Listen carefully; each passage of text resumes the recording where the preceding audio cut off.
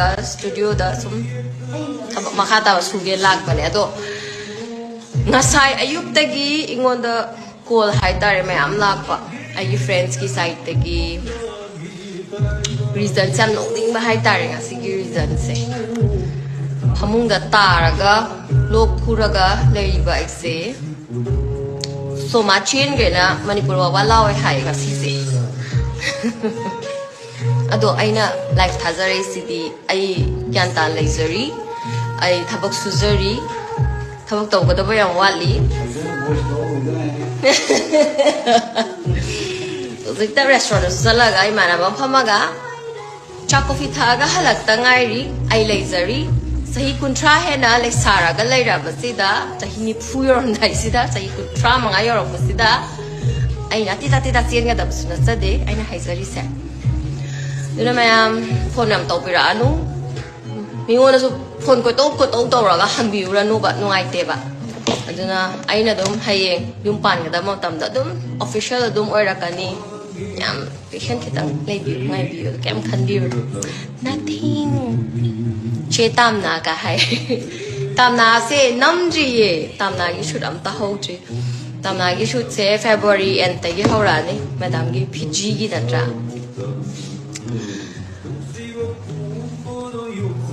Rakeseng nungayam lising he naga yeng thoi.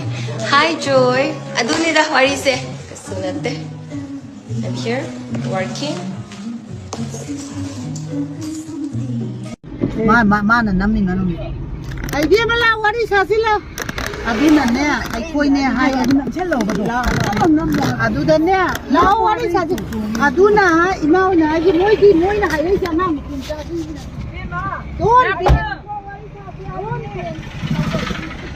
Don 나무 솜다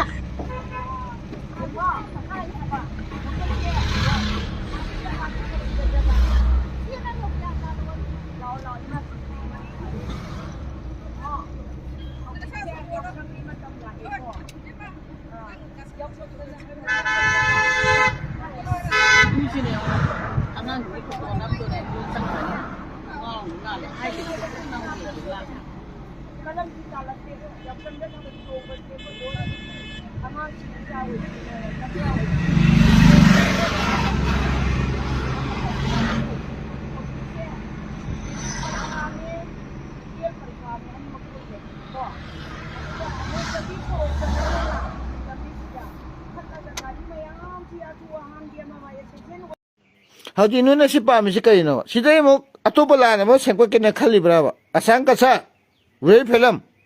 Tumin labi stop it. Katang apa ba nungay ba kung chat amahila ga kanana Angelino. Kanana Angelino haba. Stop it. Nui na takta ligen shoot toro kani kanana toro kani su khangde. Gomen di nui pai bani na nui men toro bani na. Nang su gomen yawo male. Ana hoji phagale Sidai kitang phagana ba honaraga ngatang di lan torusu matorusu kitang dosu sahim to ani dosu tangdu letana lebadi phaidana masidai sida wa ba jumwa ri kamai tawni is no reason no meaning lan tobam phambok ta sahi amani dosu hungtok ne ye noina maramo raga imaleba sida leiba mi sing lu sigadore ngasi lambi chatpa ya da ba cheme loi cheme idana Katori. Kino kay pamge, no kay kali ne wakulon do. Kino kalak na kana ko mo no injela ni. Kana mo injela ni. Ado tadi ako si sumasum na iji hairawan. Jotin ni. No na pana mayam na haina ba jotin ha ba do. Ay isa ni. Ay na ngangi si akiba yaw do na ngangi niya. Ngasi kitang lambi sa payari na. Lo sala ni. Kitang ngay minasi. Sumay na. Kaga kadong na bazu pay na. Noy na karay dino Canada ba da ruyen pela mahibra sakan thoba nga. Ada i kari asang kasar hebra. Organization may nang kari oige. Nabak taibang sige mapu kana na oige. Si pabung may aman pa na pabung akani. Ado hauji su gomen maseme sutebar ni. Nilambi seme patron nang chemo na. Ruyen pela nang chemo. Asang kasar nang chemo ne. Chemo! Nabani na chemo na lambi che. kitang potago toksalakano ba sakan ka thongdelaga organization samagi eta osalaga dia de min mani pujale mi se kam yami khambro mi kam yam ge pressno thokwa matam da wa nga ma matam kitang khana khala ngango ngasi di yam emotional oi na ngangi ne kaido ge haino aina kaido ge haino haise ate yam tagi nate maram hairora akoina tawriba akoina hingise akoigi natro we are same to body ana kana kai kanani noina sakan ka thar aju sakan thar chalage ke ka aduga ataya bra adubu public ki voice ta popularities amalai bani na noi popular suwe mi me ngang thok pada di imale bak si yon thok tra nama le bak ram dam yon na bagi dam tara nang sakan thawe nu ka do kai ka na de ngange asam na pantin ka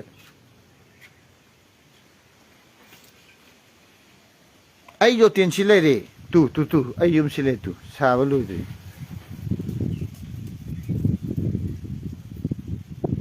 mana sagat na ganu nupi dong na taw ganu imale ba iram dam se nungsibi ra ba imale ba indam bu thamoi seng na nungsibi ta ga di imale ba iram dam wi dam ta koi hingi se akoi siba sunga ya de akoi chingdan na ba ya de aina kwai haina da ba hai wa khu gi culture sai ba kana ko mane he hai ba do akoi wa khu culture na te ai di wa khu gi culture sin na te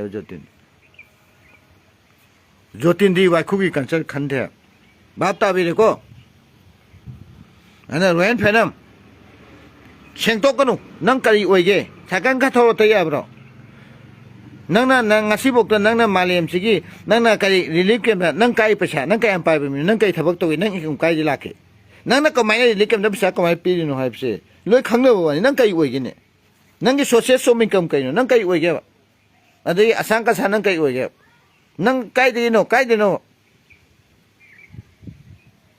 noi kari oige hai bani da noi na bu kai thabak tau na government thabak tau bra nama na pa sin nau kha yam pai bra noi kai mating pangi no asing bo hona je ba kya lai ri noi na ta toksan ngano hai bani da maram di thawai ka thok tana balidan tau tana ngasi machin ka si ko ya thawai na pa mi kya kapi mi kya na kap ga lai noi khang bra